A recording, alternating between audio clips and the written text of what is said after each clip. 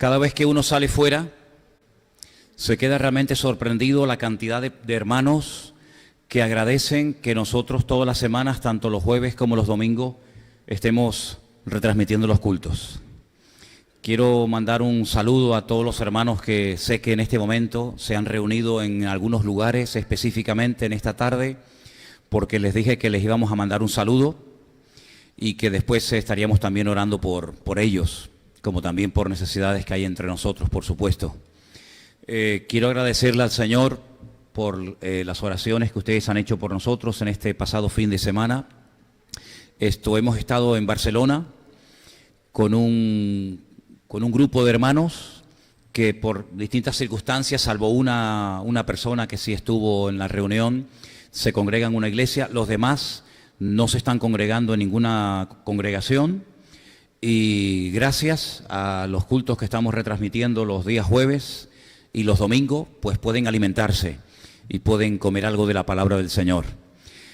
Una hermana llamada Miguelina, que ustedes van a tener el privilegio de conocerla ahora este verano, porque va a venir junto con su hija y seguramente con otro joven y tal vez con algunas personas más, va a estar en el campamento de jóvenes este verano. Yo me puse en contacto con ella, es una hermana que conocí en este último viaje que hemos hecho a Israel. Y yo le propuse que reuniera, no a todos, pero que reuniera a un grupito de hermanos que son de los que no se pueden congregar por distintos motivos, por distintas circunstancias, pero que siguen los cultos fielmente ya durante mucho tiempo. Pues ellos en este momento han decidido estar en una casa y reunirse para poder alimentarse y para poder escuchar la palabra del Señor.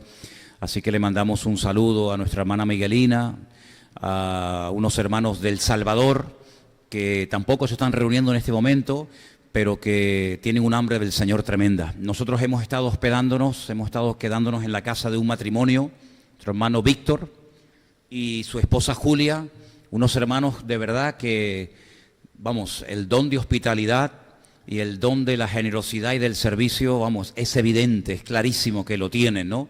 Aunque generalmente a veces el que tiene estos dones no se da cuenta que lo tiene, pero los demás sí nos damos cuenta y somos bendecidos, ¿no? Y nos hemos reunido en su casa desde el día viernes, aunque realmente con este grupo nos reunimos todo el día sábado, tanto por la mañana, después comimos todos juntos al mediodía, tuvimos otra reunión por la tarde. En las reuniones se cantaba, se oraba, se lloraba, se reía, sí, había de todo un poco. También el domingo por la mañana tuvimos otra reunión, después del almuerzo tuvimos otra.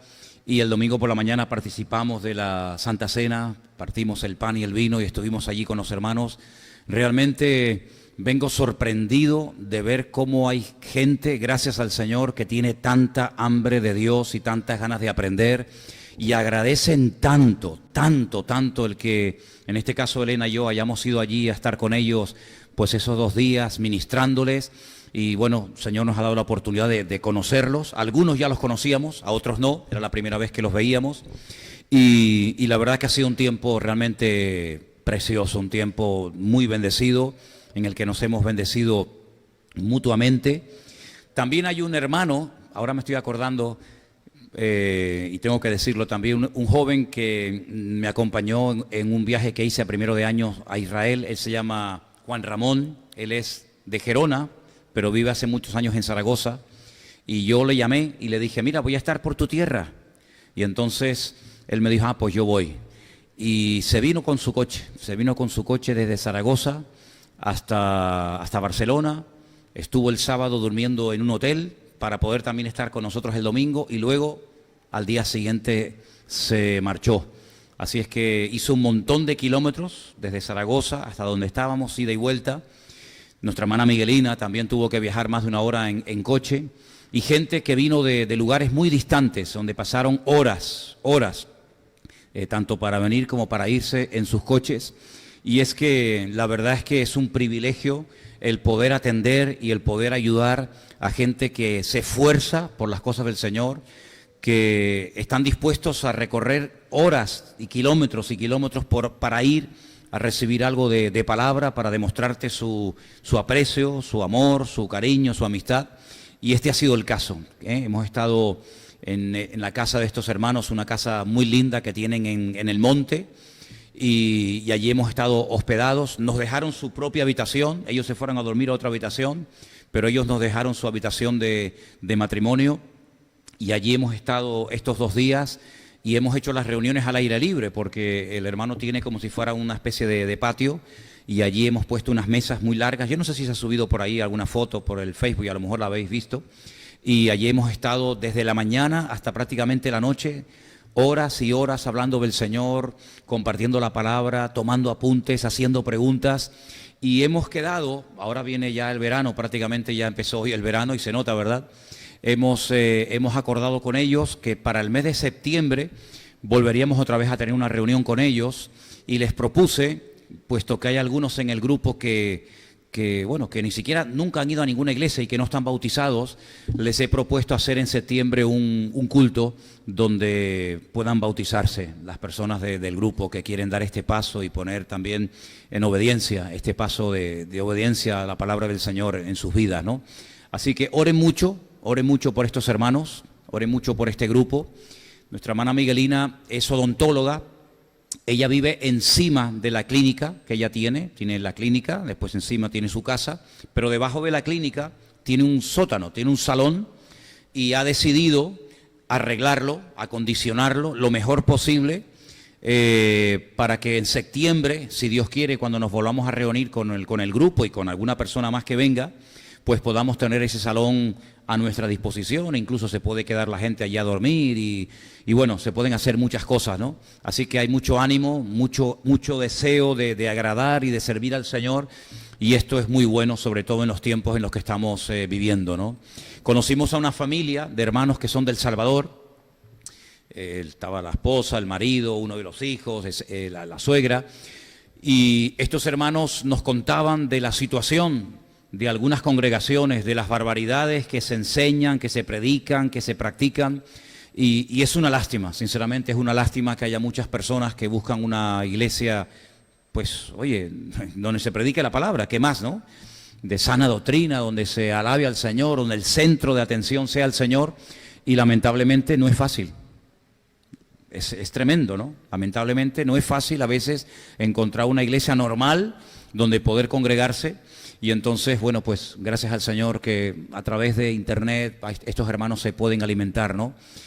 Hoy también me escribía una hermana que no conozco personalmente, que vive en Israel y también se ha puesto en contacto con nosotros porque dice que la página web de la iglesia está siendo de mucha bendición para su vida. Probablemente ahora, no sé, o más tarde verá el culto. También me escribía otro hermano desde México esta tarde, del estado de Chiapas. Ustedes saben que los cristianos han sido muy perseguidos en ese estado de México, incluso han quemado iglesias, han matado a creyentes, a pastores incluso en el estado de Chiapas y tenemos muchísima gente que nos oyen y nos siguen desde ese estado y desde otros lugares de México. Y el hermano me decía, dice, mira, me voy rápido a terminar el trabajo porque yo todos los jueves no me pierdo el estudio, no me pierdo la predicación, no me pierdo la enseñanza. Así que damos gracias al Señor por estos medios, por las puertas que Dios abre, porque Dios pone en contacto a gente con hambre del Señor, como nos pasó con el caso de nuestro hermano Adolfo y su familia en Israel y en otros lugares. Así que yo pido que por favor oremos. Aunque ustedes no conocen a estos hermanos, yo espero y haremos todo lo posible para ver si poco a poco se van conociendo, ellos van viniendo para acá o algunos de ustedes me acompañan de vez en cuando, para que mutuamente entendamos y le demos gracias al Señor por las bendiciones que el Señor nos ha dado, porque somos realmente cristianos privilegiados. Yo lo siento así. ¿Usted también, hermano? Siento que somos gente realmente privilegiada y hay algo que nos une y es el amor a Dios y el amor a su palabra. En este grupo una de las cosas que se hace, nuestra hermana Miguelina lo hace en su clínica y Víctor y otros hermanos, es regalar continuamente Biblias a la gente. Eso es una cosa que me ha llamado mucho la atención. Constantemente están comprando y comprando Biblias y siempre tienen un montón de Biblias para regalar a la gente nueva. Y mucha gente, hermanos, mucha gente ha llegado a aceptar y a conocer al Señor leyendo la Biblia. Así es que damos gracias al Señor de que todavía se pueden conseguir Biblias a muy bajo precio. Y sería buenísimo que todos nosotros siempre tuviéramos o en la iglesia o en nuestras casas unas cuantas Biblias para que en un momento determinado se las podamos regalar, ¿verdad? A alguna persona. Y hay algunos del grupo que nunca han ido a ninguna iglesia. Algunas personas que dicen, Bueno, yo acepté al Señor, yo no sé si soy evangélica, yo no sé lo que soy, yo lo que sé es que amo al Señor, que le entregué mi vida. Y Elena, creo que fue la tarde del domingo, le dijo a todo el grupo, dijo, ¿por qué no va contando cada uno un poquito de su historia, de su testimonio, cómo llegó al Señor, cómo se conocieron entre ustedes? Mi hermano, les digo sinceramente, es increíble cómo el Señor, cuando se le busca de corazón, cuando se le busca de verdad, el Señor se manifiesta a esas personas solos, leyendo la Biblia, buscando de Dios en la casa, pero ahí se cumple lo que dice la palabra, que el que busca halla. Amén, hermanos. El que busca bien, ¿no? Porque lamentablemente a veces hay gente que busca en lugares equivocados, pero el que busca bien, el que busca al Señor en su palabra, el que clama con todo su corazón, Dios mío, ayúdame, Señor, revélate y manifiéstate a mi vida, el Señor dice que es galardonador de los que le buscan, ¿no? Y quiero contar todo esto para que ustedes sepan que el Señor está haciendo cosas, que el Señor tiene un remanente de gente que le ama. Me acuerdo de ese pasaje del profeta Elías, cuando estaba pasando un mal momento, estaba muy desanimado, que incluso le llegó a pedir al Señor que le quitara la vida. Yo no sé si hay alguien aquí entre nosotros que en algún momento le ha dicho, Señor, ya no aguanto más, llévame contigo. ¿Hay alguien? Bueno, gracias a Dios que no me siento solo, ¿no? Hay momentos en los que uno dice, Señor, llévame contigo, ¿no? Y Elías le dijo, Señor, ya no aguanto más. Incluso dijo algo que todos conocemos, Señor, me siento solo. Yo solo estoy en todo un país, yo solo en todo un país te estoy alabando. Y dice que el Señor le respondió y le dijo algo que él no sabía, pero que yo creo que le trajo mucho ánimo. Dice, hay 7,000. 7,000 es mucha gente, ¿eh? Y más en aquellos tiempos. Hay 7,000 que no han doblado su rodilla ante Baal. ¿Dónde están? A ti eso no te interesa. Pero hay remanente, hay pueblo de Dios. Y tenemos que orar para que el Señor nos ponga, si así lo Él considera oportuno, nos ponga en gracia y en contacto con personas que están buscando de Dios, pero que tal vez están sin congregarse, o heridos, o viven en el quinto pino y no tienen forma de reunirse. Pero gracias al Señor que Dios es bueno y siempre da alimento al que lo busca de corazón. Amén, hermanos. Bueno, pues vamos a comer en esta tarde. ¿Tienen hambre? ¿Sí? ¿Tienen hambre? ¿Seguro? Okay. Estaba leyendo y en este mini retiro, ¿no? Porque realmente ha sido como un retiro muy intenso que hemos tenido en este fin de semana. Hubo un momento en el que se leyó Mateo capítulo 23. Y el capítulo 23 del Evangelio de Mateo es un capítulo durísimo. ¿Saben de lo que trata? ¿Alguien sabe? ¿Mateo 23? ¿No? Mateo 23 es el mensaje durísimo que el Señor le lanza a los escribas y a los fariseos de su época, ¿se acuerdan? Hay una serie de calificativos que él utiliza que yo no sé cómo ustedes reaccionarían si yo les llamara a ustedes hipócritas, necios, insensatos, serpientes, generación de víboras, sepulcros blanqueados, ciegos. Qué piropos, ¿eh? Qué piropos. Y saben que en Mateo no nos lo dice tan claro como el evangelista Lucas, pero Lucas nos dice que este discurso, este mensaje durísimo, el Señor lo dio en una casa de un fariseo que lo había invitado a comer. Y uno dice, ¿cómo era el Señor, eh? ¿Te invitan a comer? La casa está llena de escribas y de fariseos y los pones a caldo. Yo no sé cómo habrá reaccionado el anfitrión de la casa, no sé cómo habrá reaccionado el que invitó al Señor, pero habrá dicho, Señor, te he invitado y me estás dando con todo. Me has llamado hipócrita, me has llamado necio, me has llamado insensato, me has llamado víbora, me has llamado de todo. Y es que si alguien conoce el corazón del hombre, ese es el Señor. Los fariseos eran todo fachada, eran todo apariencia. Ellos habían establecido sus propias normas.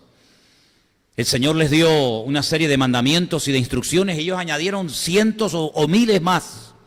Esto no se puede hacer, esto no se puede hacer, esto no se puede tocar, no se puede hacer esto, no se puede hacer lo otro. Y este grupo, fariseos, que significa los separados, eso es lo que significa la palabra fariseos, los separados, es decir, los que se separaban de la sociedad y se querían dedicar única y exclusivamente a servir a Dios. Empezaron bien, pero con el paso del tiempo terminaron torciéndose.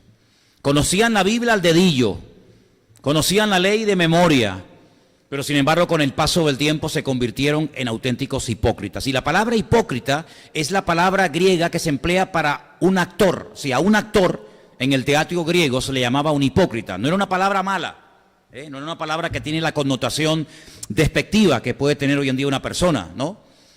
Si tú le llamas a una persona hipócrita es como casi un insulto, ¿sí o no? Sin embargo, en el teatro griego a los actores se le llamaba hipócritas, y después esa palabra se utilizó en el cristianismo para las personas que fingen ser una cosa pero luego son otra. Y es que el actor hace un papel a veces totalmente diferente a lo que él es. Un actor puede hacer de delincuente y puede ser una persona honesta en su vida privada. Un actor puede hacer de ladrón, un actor puede hacer de criminal, un actor puede hacer papeles que no tienen nada que ver con lo que él o ella es verdaderamente en el fondo. Incluso algunos en aquel tiempo se ponían una careta, ¿verdad? Y de ahí viene la palabra hipócrita, y el Señor la utiliza en varias ocasiones en este tremendo discurso, Mateo capítulo 23, por si después que lo quieren leer tranquilamente en casa. Pero hay un momento, aunque ahora después volveremos al capítulo 23, hay un momento cuando el Señor termina el discurso, lo que les tiene que decir a ellos, y hay un versículo en el capítulo 23 que yo quiero leer en esta tarde, es el 37. Mateo, por favor, Mateo capítulo 23, verso 37, ahí lo tenemos, pueden verlo si quieren en la pantalla, donde el Señor dice: Jerusalén, Jerusalén, que matas a los profetas y apedreas a los que te son enviados. ¿Cuántas veces quise juntar a tus hijos como la gallina junta a tus polluelos debajo de las alas y no quisiste? Ahí el Señor está expresando lo que Él quería hacer, pero que no se materializó, no porque no tuviera el poder de hacerlo, sino porque las condiciones de esa ciudad no se daban. ¿Cuántas veces quise? Si en varias ocasiones el Señor quiso hacer algo hermoso en la ciudad de Jerusalén, traer unidad, poner el ejemplo de la gallina, ¿no? Cuando junta a todos los pollitos para que no se le escape, ni ninguno sea presa de ningún ave, ni nada por el estilo. Dice, así es lo que yo quería hacer, yo quería juntarle, yo quería que hubiera unidad, yo quería que fuera una ciudad bendecida, yo quería hacer algo bonito que sorprendiera al mundo y que Jerusalén fuera un botón de muestra, un punto de referencia para todo el mundo. Pero no quisieron ustedes. Yo quería, pero ustedes no querían. Y por cuanto no habéis querido, he aquí, dice versículo 38, vuestra casa os es dejada desierta. Sí, lo que podía haber sido no fue porque ustedes no quisieron que ocurriera. Y en los años venideros, en los próximos años, Jerusalén fue atacada, saqueada, destruida, el templo quemado, miles y miles de personas murieron. En fin, un auténtico desastre que se podía haber evitado si Jerusalén hubiera abierto los brazos de par en par al Señor y lo hubieran recibido y lo hubieran aceptado y hubieran creído en Él, etcétera, etcétera. Y esto me ha hecho a mí pensar que así como el Señor tiene planes tenía planes para Jerusalén y tiene planes para su pueblo y para las naciones y para las ciudades de la tierra, el Señor también para todos y cada uno de nosotros tiene planes y tiene proyectos y tiene una voluntad. Y dice que desde antes de la fundación del mundo ha preparado obras, ya están preparadas las obras desde antes de la fundación del mundo para que las descubramos y andemos en ellas. Pero mi pregunta en esta tarde es, ¿nuestra actitud va a ser la correcta para descubrir y discernir verdaderamente la voluntad de Dios y lo que Él realmente quiere hacer en nuestra vida? ¿O se nos va a perder vamos a perder la oportunidad de haber podido realizar cosas preciosas para el Señor? Porque Jerusalén tuvo su momento, Cuando el Señor entra triunfalmente en Jerusalén, saben ustedes bien, en aquel día montado en el pollino de asno, Él dijo: ay, si ustedes supieran lo que significa para vosotros este día, esta visita especial, el cumplimiento de este día, este tiempo profético. Pero la pregunta es, ¿por qué no se dieron cuenta de que ese día era su oportunidad?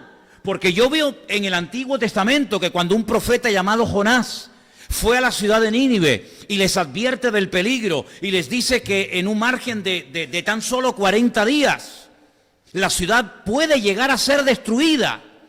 Ellos reaccionaron y se arrepintieron. Y la ciudad de Nínive, por lo menos en la época, en la generación de Jonás, no fue destruido.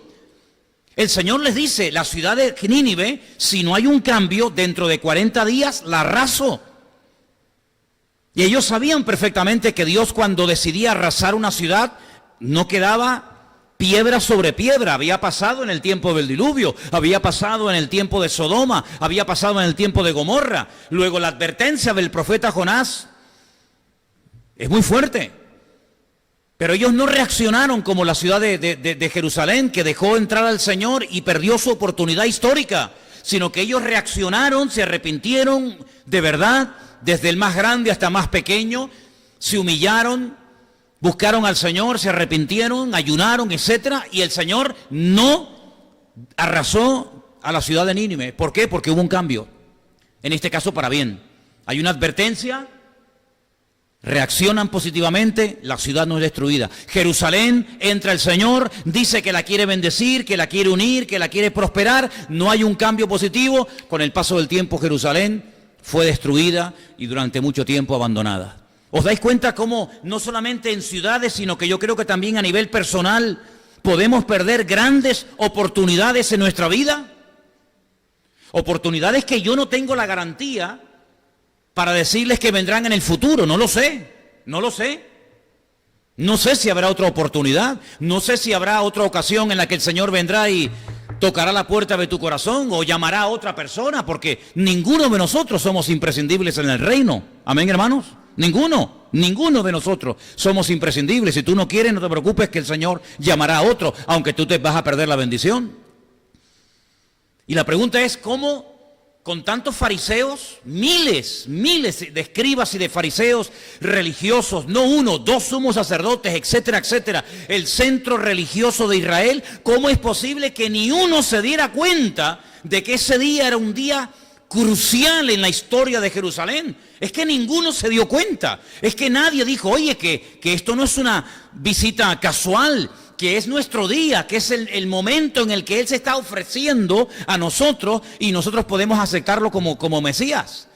Bueno, es que si leemos detenidamente el capítulo 23 de Mateo, una de las cosas que el Señor le dice a los fariseos es que eran ciegos. Guías de ciegos sois todos vosotros, que ni entráis ni dejáis entrar a los que están entrando. Los llama ciegos.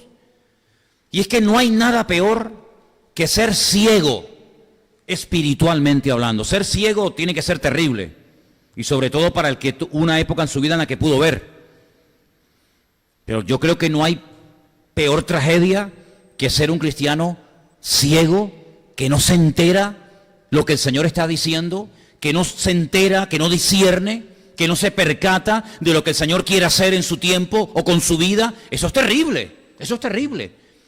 Tanta oración, tanto estudio de la palabra, tanto sacrificio, tanta parafernalia, tanta liturgia, al final lo más importante lo pierden.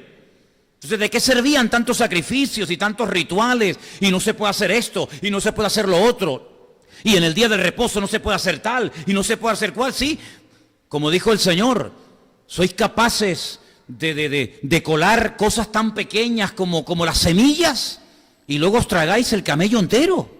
Si tremendamente sibaritas o escrupulosos para lo pequeño, pero luego para lo fundamental, la justicia, el amor, la misericordia, etcétera, etcétera, se os van las oportunidades de vuestra vida. Y yo quiero decirte en esta tarde a ti, hermano y hermana que me escuchas, que oye, que tienes que decirle, Señor, ¿qué quieres hacer a través de mi vida? Porque a lo mejor el Señor te está dando una oportunidad de hacer algo nuevo, de integrarte, de involucrarte, un sentir. El Señor te lo está poniendo en tu corazón y estás esperando no sé a qué. Bueno, el Señor no entró 2 veces triunfalmente en Jerusalén. Bueno, vamos a hacer otro día, otra entrada. Prepárenme otro día, otro burrito. Porque hoy estaban, no sé, estaban con la fiesta de la Pascua, estaban liados, estaban preparando toda la cena. Entonces a lo mejor no se dieron cuenta. Vamos a darle una segunda oportunidad. No, no hay una segunda oportunidad. Hubo una sola. Es como cuando está el ladrón en la cruz. Oye, que tú no vas a estar una semana aquí colgado delante del Señor, es que hoy te vas a morir. Hoy te vas a morir y probablemente dentro de unas horas. De hecho, murieron antes que el Señor. Perdón, el Señor murió antes que ellos, pero la cuestión está en que uno de ellos dijo, oye, estamos en la misma condenación y ¿cómo no te percatas? ¿Cómo no te das cuenta de que tienes una oportunidad de oro? Ahí lo tienes solo para ti. Había momentos en los que, aunque quisieras ver al Señor, no se podía porque estaba rodeado de gente. Había momentos en los que a lo mejor no se le oía bien porque estaba muy lejos. Había momentos en los que no estaba en tu ciudad, estaba en la otra punta del país, pero ahora lo tienes para ti solo. Ahí lo tienes, delante tuyo. No se va a ir a otra parte porque él también está crucificado. Y uno de ellos se burlaba y desperdició la oportunidad de oro de su vida. El otro, gloria a Dios, la aprovechó. Y vemos en la Biblia personas que cuando se enteraban que el Señor estaba pasando por su ciudad o cerca de ellos, oye, aunque los mataran a palos, no se callaban. Mira aquellos ciegos que cuando se enteraron de que el Señor estaba pasando por el camino de Jericó, gritaban y gritaban y gritaban, Jesús, hijo de David, ten misericordia de mí. ¿Se acuerdan? Y la multitud le decía, no griten, bajen el volumen, pórtense bien, no hagan ese escándalo. Y ellos gritaban, ¿por qué? Porque yo no sé si mañana va a pasar otra vez el Señor por aquí. Yo no sé si tendré otra oportunidad mañana. Hoy es la oportunidad y voy a gritar y voy a hacer todo lo posible para detener al Señor. Y el Señor se paró. Y ellos entendieron que era su día, su oportunidad. Ya no habría más. Y recibieron la vista. Y así fue con la mujer con flujo de sangre. 12 años padeciendo aquella terrible enfermedad, con debilidad, sabiendo que no podía tocar a nadie, sabiendo que no podía ir al templo. Una pobre desgraciada. Pero ella dice, yo voy a ir hasta donde está el Señor, sí, pero es que está rodeado de gente, me da igual, y me pisan, me empujan, me no sé qué, no, pero dice que no paró hasta tocar al Señor, y el Señor dijo, ¿quién me ha tocado? Sí, yo veo que hay gente como que dejaban pasar la oportunidad, y otros decían, no, hoy es mi día, y de aquí no me muevo, como dijo Jacob, yo no te suelto hasta que tú me bendigas. Amén, hermanos. Y esa es la actitud que deberíamos de tener todos. Hoy es mi día. ¿Cuál es tu día? Hoy jueves es tu día. El jueves, el domingo, yo no sé si estaremos aquí. Hoy es el día de consagrarme al Señor. Hoy es el día de arrepentirme si es que me tengo que arrepentir de algo. Hoy es el día de entregarme. Hoy es el día de dejar ya la tontería y consagrarme al Señor. Hoy es tu día. ¿Cuántos dicen amén? No les oigo. ¿Cuántos dicen amén? Tienes que aprovechar tu oportunidad porque mañana yo no sé. No, yo vengo el domingo. ¿Y quién te dice a ti que el domingo estaremos otra vez aquí? ¿Quién te dice a ti que esta noche no vas a morir? No tenemos ninguna garantía de que mañana estaremos aquí o el domingo. No lo tengo. Por lo tanto, hoy puede ser el último culto de nuestra vida. Hoy puede ser mi último mensaje. Hoy puede ser el último mensaje que escuches. Por eso lo que tengas que hacer, como dijo el Señor aquel, aunque sea para mal, pero hazlo pronto. No te jactes del día de mañana, dice Proverbios 27:1. No te jactes, no presumas del día de mañana, porque nadie es dueño del tiempo, solamente nuestro Dios. Y por eso me da mucha lástima que la ciudad de Jerusalén perdió un momento, una oportunidad preciosa, y la dejaron pasar, y así le fue. Otra cosa que me llama mucho la atención es que a veces nos esforzamos para cosas que realmente no merecen la pena tanto esfuerzo. Una de las cosas que me llama la atención en Mateo 23 dice, el Señor era muy observador y le dice a los escribas y fariseos, ¿sois capaces de recorrer mar y tierra? Hacer cientos de kilómetros para ganar a un alma, para ser un prosélito, para convertirlo a vuestra causa. Y una vez que lo habéis convertido, se convierten 2 veces más hijos del infierno que antes. Es decir, personas que estaban dispuestas a esforzarse, montarse en barco, hacer lo que fuera, con tal de llegar a una persona y decir, ay, tengo un discípulo, he ganado un alma. Pero al final, ¿para qué? Para dejarlo peor de lo que estaba. Esfuerzos inútiles, esfuerzos innecesarios. Una vez el Señor fue muy claro y en esto dijo, no se esfuercen tanto por el tema de la comida, del vestido, atesorando y atesorando cosas, sino más bien inviertan ese esfuerzo en las cosas eternas y en las cosas que no perecen, ¿verdad? Hay un esfuerzo que no merece la pena ni gastar ni una gota de sudor por él, ¿verdad? Como dijo uno de los autores de la Biblia, del Nuevo Testamento, dice, arrepiéntanse, porque también de eso tenemos que arrepentirnos. No solamente de los pecados que hemos cometido, sino de obras muertas. En el libro de Hebreos dice, arrepiéntanse de obras muertas. ¿Y eso qué es? Porque eso entra dentro de la lista de los rudimentos, ¿verdad? La fe en Dios, la doctrina de bautismo, el arrepentimiento de obras. Eso era lo básico, eso era lo elemental, lo que se le enseñaba a un recién convertido. Porque ahí dice que después yo le voy a enseñar cosas más profundas, pero esto es los rudimentos, esto es el ABC. El arrepentimiento de obras muertas es arrepentirte de aquello que has hecho que no sirvió para nada. Pablo es muy claro en esto y le dice a los romanos en su carta, ¿qué fruto os queda de aquellas obras de las cuales ahora os avergonzáis? Todo aquel dinero que gastaste, toda aquella energía que invertiste, total, ¿para qué? ¿Para qué? ¿Qué te ha quedado? ¿Cuál es el fruto? ¿Cuál es el resultado?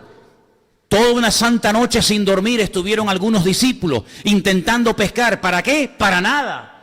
Tiempo perdido, esfuerzo perdido, una noche en vela para nada. El Señor les dice, ¿habéis pescado algo? Ahí no puedes fingir. Ahí no puedes aparentar, bueno, sí, tenemos la barca llena, no, ¿dónde están? A ver. No, mira, Señor, nada. No hemos pescado nada. Entonces, ¿de qué ha valido ese esfuerzo? ¿De qué ha valido ese trabajo? ¿De qué ha servido? De nada. ¿De qué sirvió el esfuerzo brutal? Las cantidades impresionantes de material y de dinero que se gastaron en la construcción de la Torre de Babel. No sé cuánto tiempo estuvieron construyendo, nadie lo puede saber con exactitud. Probablemente meses, tal vez años. Al final, ¿para qué?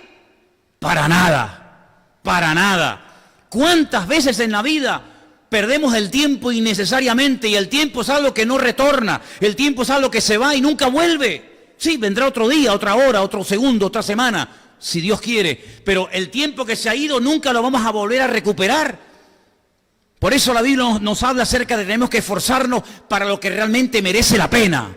Como dijo Pablo, he acabado la carrera, he guardado la fe, he peleado la buena batalla. En otras palabras, no me he metido en follones, en líos, en batallas que al final no sirvieron para nada. Corrí en una cosa que no sirvió para nada, sino he peleado la buena batalla, he acabado la carrera. Y pregúntate si lo que estás haciendo ahora, no lo que te gustaría hacer en el futuro, lo que estás haciendo ahora, si está sirviendo para algo. ¿A dónde apuntan tus esfuerzos? ¿Cuál es tu meta? Vivir la vida. Vivir la vida. Pues entonces, ¿para qué te convertiste? El que se convierte no tiene esa meta. El que se convierte tiene una meta mucho más elevada, porque no es su propia meta, es la voluntad de Dios la que quiere llevar a cabo en su vida. Por eso es muy, muy celoso a la hora de decir, no, mira, yo eso no me llames, no me invites a eso, porque yo ni participo de eso, porque voy a perder mi tiempo y no voy a sacar nada. Ser selectivos a la hora de esforzarnos. Le decía, como ustedes bien saben, el Señor a Josué, esfuérzate, pero esfuérzate no en bobería, esfuérzate y pelea para conquistar la tierra prometida.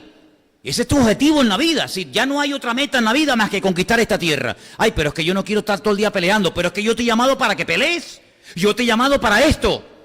Y fíjense en la Biblia, cuando hay hombres de Dios que Dios los llamó para la batalla, el día que no fueron a la batalla, miren lo que les pasó. ¿Te das cuenta? Esfuérzate para las cosas del Señor, tu tiempo, tu energía, tu juventud. ¿Qué te crees, que vas a ser joven toda la vida? Cuando dice la palabra de Dios que si no administramos bien la juventud se nos puede convertir en algo en contra. Dice la Biblia, la adolescencia y la juventud son vanidad. Eso dice la Biblia, la juventud y la adolescencia son vanidades.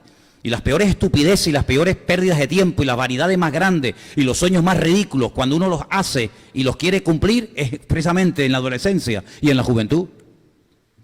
Por eso dice la palabra de Dios que tenemos que esforzarnos por el reino.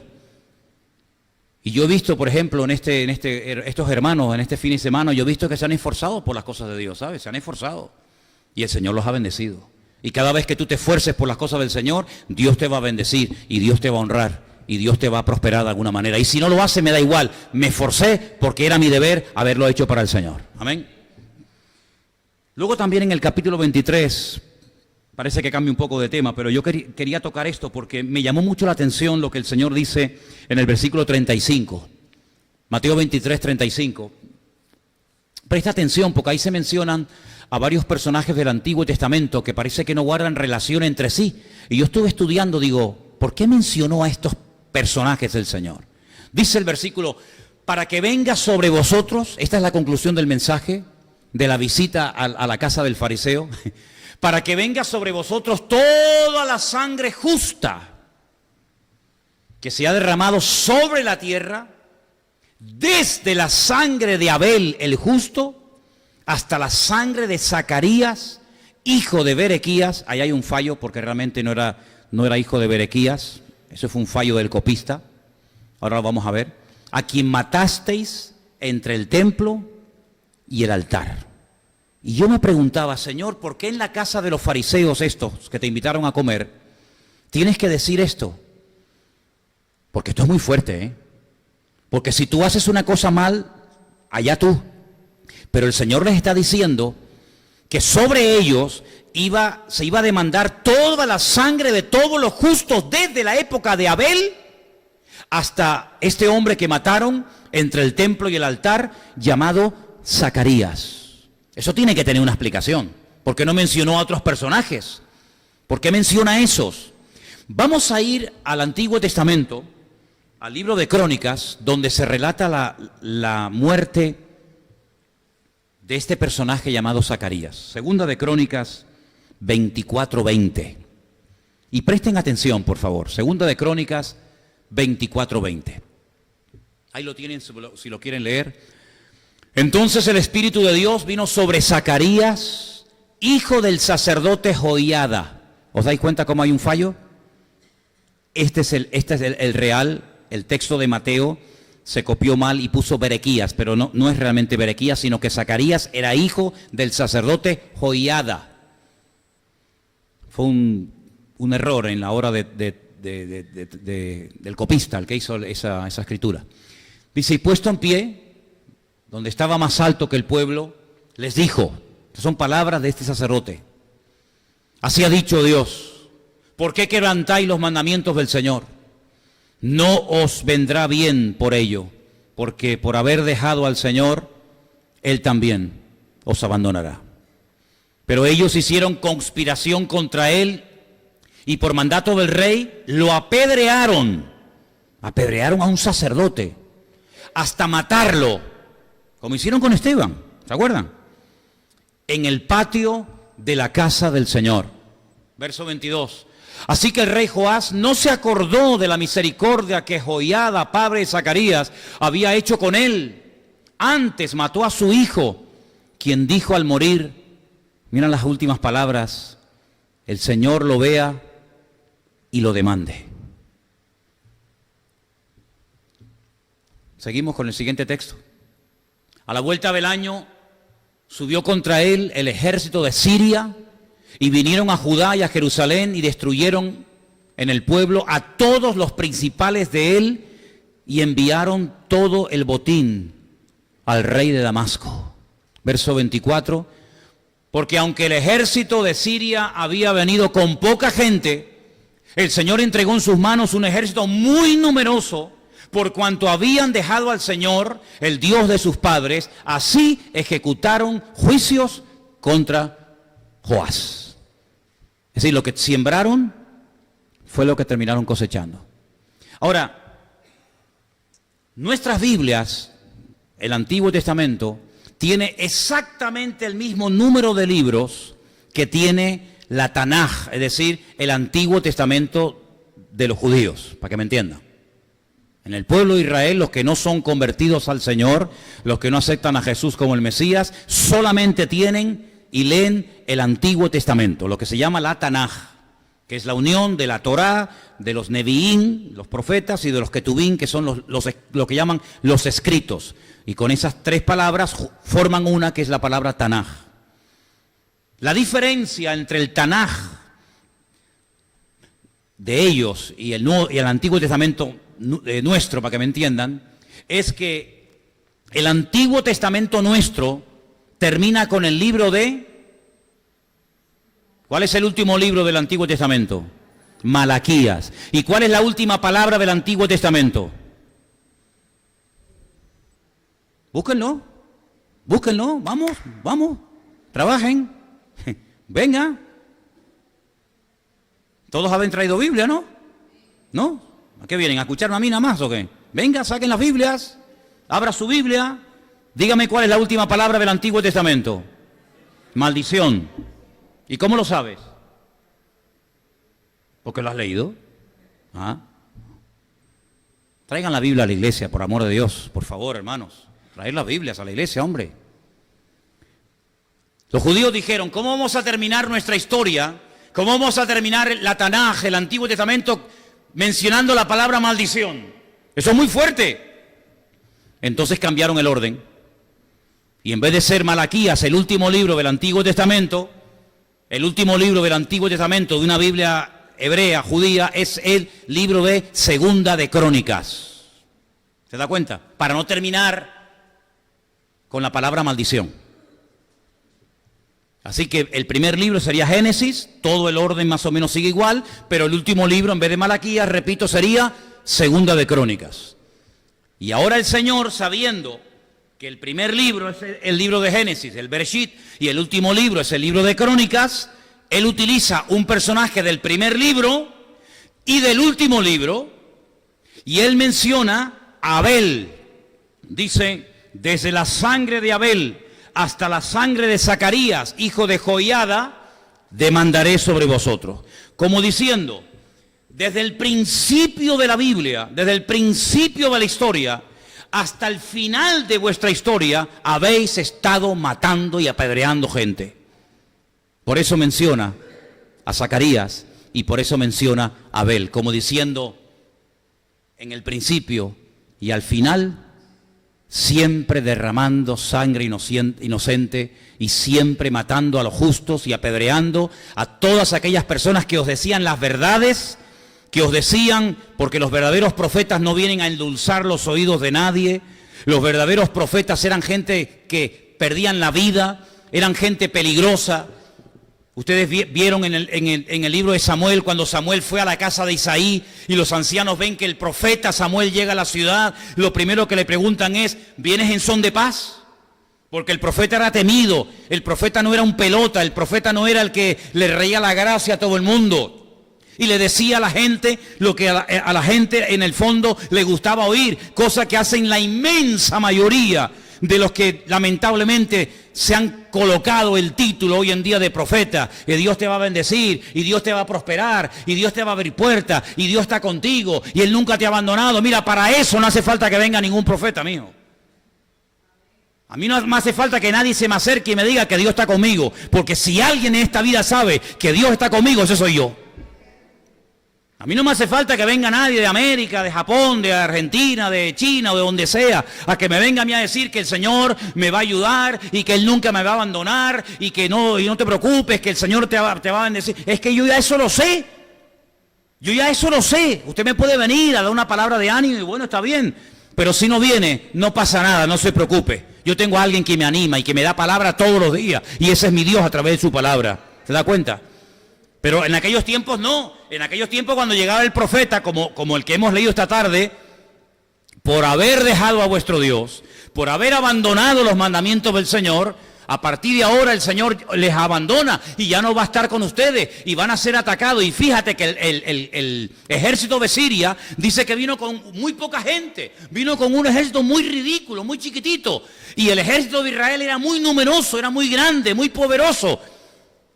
Pero no tenían el respaldo de Dios. Y como no tenían el respaldo de Dios, los chicos vencieron al grande. Y en este caso fue al revés, que el chico en vez de vencer al grande, el David a Goliat, fue al revés. El enemigo, que era el pequeño, derrotó al grande, que en ese caso era el pueblo de Israel. ¿Te das cuenta? Entonces el Señor le está hablando a esta gente de que no han aprovechado nunca las oportunidades. Nunca han aprovechado las oportunidades. O mataban a los profetas, o los rechazaban, o no querían saber nada de ellos. Y al último y principal que rechazaron, ¿a quién fue? Al dueño de la viña. Al dueño de la viña. Y el dueño de la viña era nada más y nada menos que el mismísimo Mesías. Al que estuvieron esperando teóricamente durante siglos, pero que cuando vino no les gustó. Esperaban otro tipo de Mesías. Esperaban a un Mesías guerrero. Esperaban a un Mesías que humillara al imperio romano. Esperaban a un Mesías que restaurara la monarquía. Y ellos tenían un concepto, como lo siguen teniendo hoy en día, totalmente equivocado de lo que es y a lo que viene el Mesías. Y por eso cuando venga el anticristo van a creer muchos de ellos que es el Mesías. Y cuando venga el Mesías van a creer que es el anticristo. Porque no hay nada peor que ser ciego espiritualmente. No hay nada peor que no tener discernimiento espiritual. Y el discernimiento espiritual, dice Hebreo, que viene por el uso. Ya sé que hay un don que dice discernimiento de espíritu, pero la Biblia dice que por la práctica, por estar metido en las cosas de Dios, el discernimiento se desarrolla y puedes llegar a discernir entre el bien y entre el mal. Y no tienes que estar todo el santo día preguntando y preguntando y preguntando, sino que el Espíritu de Dios que mora en ti da testimonio a tu espíritu de que eso no le agrada al Señor, o de que eso sí le agrada al Señor, de que a ese lugar no se debe de ir, o a ese lugar sí se debe de ir. Tú fíjate, por ejemplo, en la vida del apóstol Pablo, Saulo. Dice la Biblia que el Espíritu le decía, no, ahí no entre. O sí, allí entra. Y él era guiado por el Espíritu de Dios. Y aunque a veces se le abrían puertas, él decía, Dios no me está dando paz para que me meta por este camino, sino que iba a un lugar y allí lo estaban apedreando, lo metían en la cárcel, pero era el lugar donde el Señor quería que estuviera en aquel momento. Porque no siempre el lugar donde uno va a estar va a ser el más amplio, el más bonito, el más cómodo, el más maravilloso, sino que a veces puede ser que el lugar idóneo para tu vida sea la mazmorra, la cárcel. Estaba Felipe en la ciudad de Samaria poniendo las patas arriba, ¿se acuerdan? Fueron perseguidos en Jerusalén y todos salieron corriendo. Él era un diácono, se fue a la ciudad de al lado, se fue a Samaria. Y dice que allá había una multitud de gente que se convertía y endemoniados y enfermos se sanaba, hasta que el Espíritu de Dios le habló a Felipe y le dijo, vete al desierto. Alguien podría decir, pero eso no es de Dios. Yo estoy en medio de una multitud, yo estoy administrando a un montón de gente. Y ahora va a sacar el Señor a Felipe y lo va a mandar al desierto. ¿Para qué? ¿Para qué? Me hacía mucha gracia el testimonio de Juan Ramón cuando decía que él había tenido muchos problemas con su padre cuando era joven y el Señor le ponía a él en su corazón atender a su padre y él le decía al Señor, Señor, yo tengo otro hermano, ¿por qué no mandas a mi hermano a que atienda a mi padre con lo mal que se portó conmigo? Y el Señor decía, no, eres tú el que tienes que ir, ¿verdad? Felipe podía haber dicho, pero bueno, yo estoy en medio ahora de aquí de un montón de gente atendiendo una campaña evangelística con milagros, con sanidades, con liberaciones, multitudes. Ahora yo dejar todo esto en manos de ¿quién? ¿Y quién se va a encargar de todo esto para irme al desierto? ¿A qué? Porque dicho sea de paso, el Señor no le dijo a qué. Porque a veces tenemos la costumbre de que tenemos que tenerlo todo claro. Y todo lo tenemos que tener súper amarrado para poder dar un paso de fe. Y el Señor le dijo, vete al desierto. Y él dijo, al desierto me voy. Y empezó a caminar por el desierto. Y en pleno desierto ve a lo lejos, porque hay que tener los ojos bien abiertos, porque a veces la respuesta está delante de tus narices y no te das cuenta que está. Y ve venir un carro con un hombre de color encima, un hombre bien vestido, era el funcionario de una reina etíope llamada Candace, y oyó que venía leyendo un pergamino, un trozo del pergamino del profeta Isaías, que le habrá costado una barbaridad comprarlo en Jerusalén, y él volvía de Jerusalén sentado en su carro, leyendo al profeta Isaías, pero dice que leía y no entendía. Leía y no entendía. Y venía leyendo nada más y nada menos que el capítulo 53 del libro de Isaías. Y Felipe, utilizando lo normal, lo natural, porque dice la Biblia que tenemos que ser prudentes como serpientes, pero sencillos como palomas, utilizando la sencillez de una simple pregunta, le dice al etíope eunuco, ¿entiendes lo que lees? Muchos rabinos hoy en día leen Isaías 53 y no se aclaran, no saben ni de quién está hablando ahí el autor, y le dice, ¿tú entiendes lo que lees? Y este hombre, en un acto de humildad tremenda, le responde a Felipe, le dice, ¿y cómo voy a entender esto si no hay alguien que me lo explique? Y entonces Felipe se monta en el carro, viaja con él durante horas, días, semanas, yo no sé, y le va explicando, y le va explicando, y le va mostrando cómo se cumplió todo en la persona del Señor. Y hay un momento en el que nace del etíope y le dice a Felipe, luego le tuvo que hablar del tema, yo puedo ser bautizado. ¿Hay algo que impida que yo sea bautizado? Y Felipe dice, no, si crees en Jesucristo y lo tienes claro, no hay ningún impedimento. Dice que bajaron al agua, seguramente en un oasis, allí en medio del desierto, lo bautizó y cuando salieron del agua el Señor arrebató a Felipe y se encontró en la otra punta, en un lugar llamado Azoto, y el etíope siguió, dice, gozoso su camino. Y la historia secular dice que este etíope llegó a Etiopía, evangelizó a la reina etíope Candace, cientos o miles de etíopes se convirtieron y hasta el día de hoy hay miles de etíopes convertidos y se cree que fueron por el trabajo de aquel etíope que después Tomás, un discípulo de Cristo, fue allí y terminó de predicarles el evangelio. ¿Te das cuenta? Para salvar a uno, el Señor movilizó al hombre más ocupado, al hombre que estaba en medio de un movimiento más grande que lo que estaba ya pasando en Jerusalén.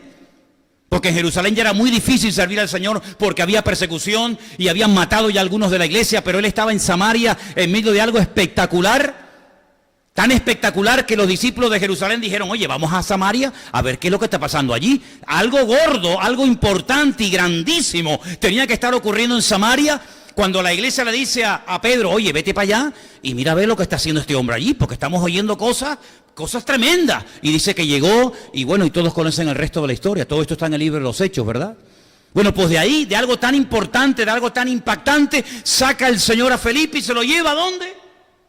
Al desierto. Hay muchos que les gustaría salir del desierto para ir y tener un ministerio como el de Felipe, ¿verdad? Pero el Señor lo hace al revés. El Señor lo saca de lo grande y lo manda al desierto a empezar de cero. Y después este hombre aparece otra vez en el libro de los Hechos, casado, con 4 hijas, viviendo en la ciudad de Cesarea, recibiendo a Pablo en su casa, un profeta llamado Agabo. Las hijas también logró involucrarlas en el ministerio, dice que las hijas profetizaban, y bueno, fue un testimonio tremendo, ¿te das cuenta? Entonces lo que yo quiero en esta tarde, que todos tengamos presente y le pidamos al Señor, Señor, quiero aprovechar las oportunidades que se me presenten. ¿Y tú no crees que a ti se te han presentado ya muchas oportunidades para servir al Señor y para honrarle y para esforzarte y para hacer algo más de lo que a lo mejor hasta el día de hoy estás haciendo, sí o no? Entonces, ¿qué esperas? ¿Qué esperas? Quiero terminar en esta tarde diciéndoles que el Señor Jesucristo lloró con un dolor tremendo porque vio que lo que Él quería hacer en Jerusalén no le permitieron que lo hiciera. Como también dice la Biblia que fue una vez a una ciudad y no pudo hacer milagros. No es que no quisiera. Una cosa es que tú no quieras hacer algo y otra cosa es que tú no puedas hacer algo, ¿vale? Pero el Señor sí podía hacer milagros. Hombre, los hacía en todas partes. ¿Por qué allí no los hizo? En Nazaret. Dice, a causa de la incredulidad de ellos. Fíjate, tener al Señor, al mejor maestro, al mejor evangelista, al mejor profeta, al mejor de todo, tenerlo en la ciudad con ellos y en vez de aprovechar su visita, lo menosprecian y no pudo hacer los milagros que le hubiera gustado hacer a causa de la incredulidad de ellos. ¿Qué diferencia cuando aquella mujer a la cual el Señor le da testimonio y le evangeliza en el pozo en el pozo que Jacob les construyó a los samaritanos, y se va a la ciudad y le dice a todos los hombres, he encontrado a alguien que creo que es el Mesías, me ha dicho cosas increíbles, me ha dicho lo que he hecho, ¿no será el Mesías? Habla de tal manera que convence a un montón de hombres, van allí, le escuchan y le dicen, ¿por qué no te quedas con nosotros unos días? Y al final, cuando el Señor se marcha, le dicen, Señor, queremos dejarte claro una cosa. Al principio vinimos a oírte por lo que ella nos contó, pero ahora te decimos que ya no solamente creemos por lo que ella nos contó, que tú le dijiste a ella, sino que ahora nosotros mismos hemos llegado a la conclusión de que tú eres el Mesías. Eso podía haber pasado en Nazaret. Además, en Nazaret él había estado 30 años viviendo. Conocía a todo el mundo lo conocía a él. Su padre tenía un negocio en Nazaret. Su madre vivía allí, sus hermanos, sus hermanas. Todo el mundo lo conocía. No pudo hacer milagros en Nazaret a causa de la incredulidad de ellos. ¿Qué te parece? ¿Te das cuenta cómo hay cosas que a veces Dios quiere hacer a través de nuestra vida y se nos pasa el arroz? Porque no aprovechamos la oportunidad. Yo no quiero que se me pase el arroz ni un día más. Toda oportunidad y toda puerta que Dios me abra, yo la voy a utilizar para la gloria del Señor. Hay muchos cristianos que se han pegado a la vida. ¿Me puedes confirmar, Señor? ¿Me puedes confirmar, Señor? Incluso hubo una época entre la juventud aquí en las Islas Canarias, sobre todo entre las asambleas de Dios, Yo es que estuve un tiempo con esa denominación hasta que salí. Y había un tiempo en el que los jóvenes que supuestamente querían servir al Señor, siempre cuando venía un predicador, cuando venía una visita especial a la iglesia, oraban y le decían: Señor, confírmame, háblame a través de la persona que va a traer el mensaje esta tarde. Confírmame, Señor, que tú quieres usar mi vida. Confírmame, Señor, que tengo que ir a la escuela bíblica a prepararme. Confírmame. Y todavía los que están orando por confírmame, ahí se quedaron.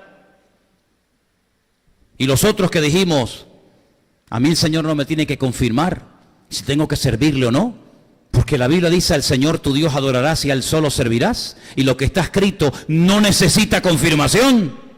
Lo que está escrito no necesita confirmación. Si está escrito, hágalo y punto. Bueno, pues los que fuimos así, valientes, atrevidos, osados, estamos todavía hasta el día de hoy, 35, 40 años después, sirviendo al Señor. Los que estaban todavía: Señor, háblame a través del ángel, háblame a través de un sueño, háblame a través del profeta, háblame a través... Ahí se quedaron casándose con inconversos, perdiendo el tiempo, perdieron su juventud, se casaron, se divorciaron, se volvieron a casar, se volvieron a divorciar. Mira, terrible. ¿Por qué? Porque cuando el Señor abre una puerta, cuando el Señor te da una oportunidad, el único que la puede cerrar eres tú. Por eso, cuando esta iglesia comenzó, yo le dije al Señor que me hablara a través de su palabra. Y Él me dio una palabra. Y esa palabra se ha cumplido hasta el día de hoy. Aunque tienes poca fuerza, y en aquel momento tenías céntimos en el bolsillo. Nada. Aunque tienes poca fuerza. Y la fuerza en la Biblia es lo económico. El potencial económico, el patrimonio. Aunque tienes poca fuerza, por cuanto no has negado mi nombre, yo abro una puerta delante de ti, la cual nadie puede cerrar. Y esa fue la palabra que yo dije: Señor, esta es la palabra, me la llevo en mi corazón hasta el día de hoy. ¿Qué te parece? Así que aproveche su oportunidad. Tú dices: bueno, ¿qué oportunidad tengo de bautizarme? Hágalo ya. Hágalo ya. Tengo la oportunidad de coger esta tarde ahí un Nuevo Testamento, una Biblia que esté lleva ahí 10 meses. Dámela, que la voy a repartir a un vecino. La oportunidad que se te presente, aprovéchela, hermano, aprovéchela, y el Señor le va a honrar y el Señor le va a sorprender, porque hay bendiciones que pueden estar ahí detenidas, paradas, esperando la actitud correcta por parte de cada uno de nosotros. Amén, hermanos. Amén. Cierre sus ojos, vamos a orar en esta tarde a nuestro Dios. Quiero que hagamos también una oración por la cantidad de hermanos que de montones de lugares nos llaman y nos escriben casi a diario, diciéndonos que esta palabra que se enseña cada semana a través de mi boca, a través de Anderson, a través de Marcos, o del que le toque en ese momento compartir la palabra, les está alimentando. Yo quiero que oremos por esos hermanos y hermanas que valoran tanto el poder escuchar la palabra, porque no tienen pastor, no tienen iglesia, no tienen líder de jóvenes, no tienen escuela dominical, no tienen nada. Pero el Señor, aunque tenemos poca fuerza, nos está usando. Parece mentira, hermanos. Nos está usando. A veces Dios coge lo que menos nos imaginamos para bendecir a otras vidas.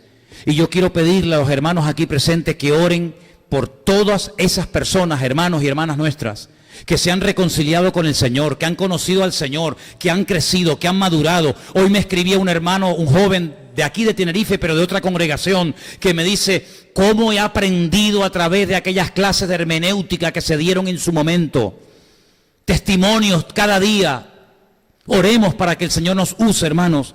A uno nos va a utilizar en el púlpito, a otros en la oración, a otros en la alabanza, a otros en el sonido. Pero, hermano, cada uno de nosotros debemos de ser gente útil en las manos del Señor. Y queremos en este momento unirnos a favor de todos los hermanos y hermanas que nos ven, que nos escuchan, que nos siguen. Bueno, que te siguen a ti realmente a través de este medio. Oramos, Señor, para que tú nos des siempre el deseo, la fuerza, las ganas, la voluntad de poder seguir bendiciendo y con la intención de extender el reino de Dios hasta donde llegue nuestra fuerza, Señor. Oramos por todas y cada una de las necesidades y peticiones que todos tenemos. Estamos orando por familiares enfermos. estamos orando por trabajo, estamos pidiendo por salud, estamos pidiendo, Señor, que abras puertas, estamos pidiendo por tantas y tantas cosas, pero Señor, reconocemos y sabemos que tú eres un Dios todopoderoso. Y te pido, Señor, que nos uses en este último tiempo para que seamos luz, para que seamos sal, para que marquemos una diferencia y aprovechemos las oportunidades que cada día se nos presentan, Señor, de una u otra manera. Tantos etíopes por ahí tratando de encontrar la verdad hasta que llegue alguien, un Felipe, y les hable de tu amor y de tu gracia. Señor, ponnos gente hambrienta en el camino, que nos llamen, que nos escriban. Señor, y si tú nos lo pones, allí iremos a llevar tu palabra, Señor. No pondremos impedimento de ninguna índole, sino más bien todo lo contrario. Pone en nosotros deseos y ganas de amarte, de servirte. Pone un espíritu de esfuerzo en la iglesia, Señor. Levanta jóvenes en esta iglesia, jóvenes, familias que estén dispuestas a esforzarse en su tiempo, con sus dones y talentos, con sus recursos económicos, y que los pongan al servicio de la obra de Dios. Oramos, Padre, para que seamos una iglesia de bendición y para que la bendición traspase estas paredes y podamos llegar a muchas vidas que tanto te necesitan y tanto oran, Padre. Gracias por este culto que hemos podido celebrar. Señor, sigue bendiciendo nuestras vidas. Y bendice a nuestros hermanos que verán más tarde estas reuniones, esta enseñanza. Y a los que vieron esta tarde el culto, los bendecimos desde aquí. Mandamos un saludo a nuestros hermanos en la península, en todas partes del mundo donde nos ven, porque tienen hambre de Dios. Y eso es algo que nos agrada, Señor, y es algo que tú pones. Te damos gracias por todo en el bendito y poderoso nombre de Cristo Jesús. Amén, amén y amén. Gloria al Señor. Yo le pido a la iglesia esté orando por todas estas personas.